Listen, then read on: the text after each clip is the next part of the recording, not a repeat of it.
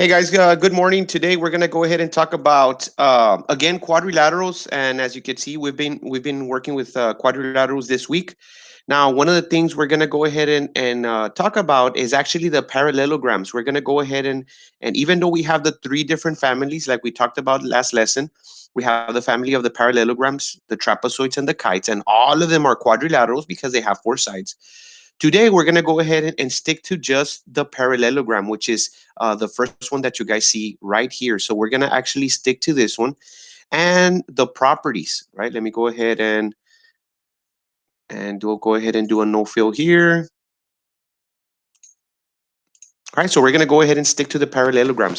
We'll go ahead and talk about the rectangle, the square, and the rhombus later on, and we'll also talk about the trapezoids and the kites later on.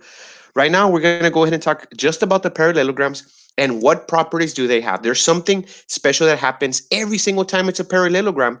It doesn't matter. It doesn't matter if if they're super long, super short, super big. There's five properties that the parallelograms are always going to have. So let's go ahead and take a look at the parallelograms. Now, the parallelograms. Remember, in order for something to be a parallelogram, right? Let me go ahead and pick a color right here. In order for something to be a parallelogram, remember that the two sides that are opposite to each other actually have to be parallel, right? So that's one of the properties, right? It's actually, we're going to talk about five properties today. But one of the properties we already covered because we know that the two sides that are opposite to each other are always going to be parallel. And what do I mean? I mean that the top and the bottom one, like this one right here, right? The top side and the bottom side, if I were to continue these forever and ever, they're never going to intersect. That's why I put the small little arrow right there. That those little arrows represents that these two lines are parallel to each other. The other side, right? The other pair of sides are also going to be parallel to each other, right? So if you take a look at those two sides, the ones on the left and the right, they're also parallel to each other. So that's why I put the double flechitas, because the two flechitas I already used, right, for the top and the bottom. Now I have to put two flechitas, but that means that they're just parallel to each other. So that's actually one of the properties, right? So we still need to talk about the other four. What's so special about parallelograms? Four little things always happen, right? Besides the fact that they're parallel to each other, the opposite sides, there's four little things that always happen with the parallelogram. So let's go ahead and talk about those a little bit.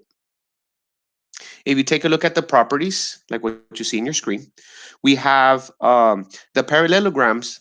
Property number one: the opposite sides of a parallelogram are congruent. So that's one of the ones we're going to go ahead and talk about right now. The other property that always happens with a parallelogram is that opposite angles are also always congruent, right? So the angles that are across from each other are always going to be congruent. They're going to measure the same. Property number three: consecutive. Remember that consecutive means next to each other. So consecutive angles in a parallelogram are supplementary. What does supplementary mean? So let's go ahead and write this one in here. Supplementary, remember that means that they add up to 180 degrees, right? And then consecutive means next to each other. So those are two little fancy words, right, that we use in math. But consecutive means next, and supplementary means 180. And of course, the last property is diagonals of a parallelogram. Diagonals of a parallelogram bisect each other. So diagonal might be a word that we haven't seen before, but diagonal, all it means is a diagonal is the line that's formed from connecting the opposite angles. So that little line right there is called the diagonal. And of course, bisect means that they cut each other in half.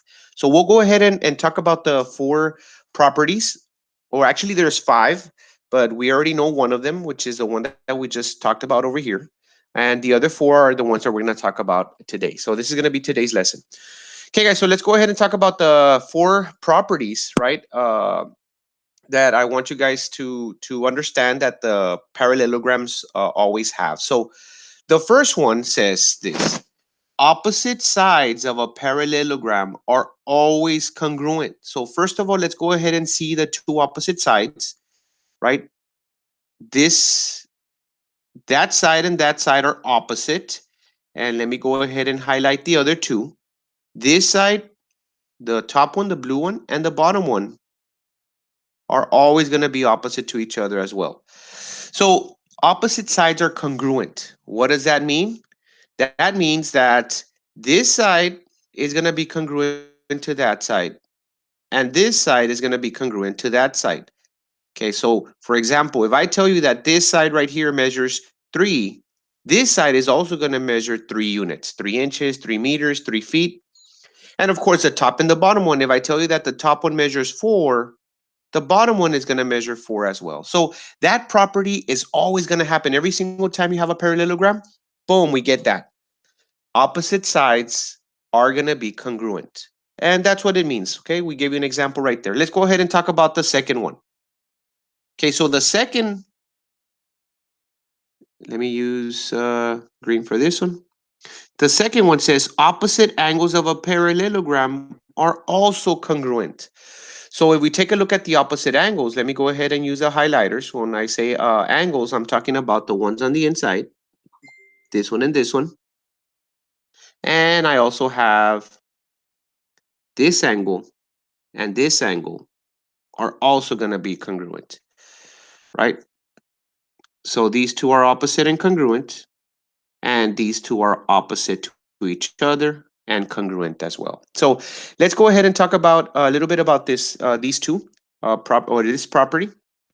For example, if I tell you guys that this is 50 degrees, right? 50 degrees. The one opposite to it is also going to measure 50 degrees, right? So those two are going to measure, they're going to be congruent to each other.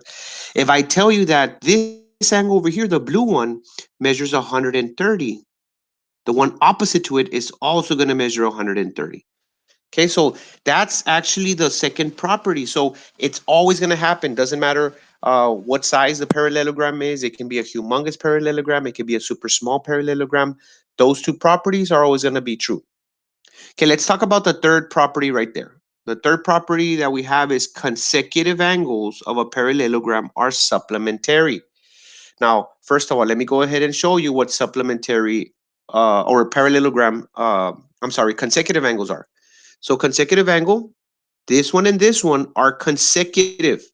That means that they're next to each other. Okay, so let's go ahead and show you right here. The two angles that are next to each other are going to be supplementary. That means that they're going to add up to 180 degrees. And we could actually see it in this example over here. The one with the opposite angles are congruent. The ones that are next to each other are always going to equal to 180. So let me go ahead and label these angles right here. I'm going to use the same example. Let's say I have 130, right? This is also going to be 130. If this measures 50, this one is also going to measure 50 degrees. So if you take a look at this, the angles that are next to each other, right? Any angle that's next to each other is going to equal to 180 degrees. So it doesn't matter if it's the top two. It doesn't matter if we use the two on the side.